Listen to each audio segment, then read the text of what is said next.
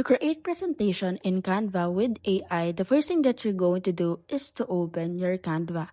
As you can see, you can just go ahead and go to the templates and select a present templates that you want.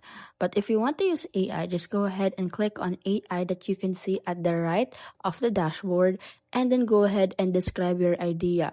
So since we are going to make a presentation using the AI, you can just go ahead and type on create a nice presentation template or a presentation project. And then go ahead and click on the check button or go ahead and click on the right button or right arrow button. And then you have to wait for a few seconds before the Canva AI will actually give you their designs of what you wanted as your idea.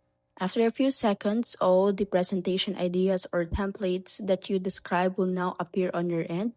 You just need to choose which template are you going to use. So once you have already choose one, click on edit with Canva and then wait for a few seconds and then there you have it. You can now go ahead and edit the template that the Canva AI produced for you.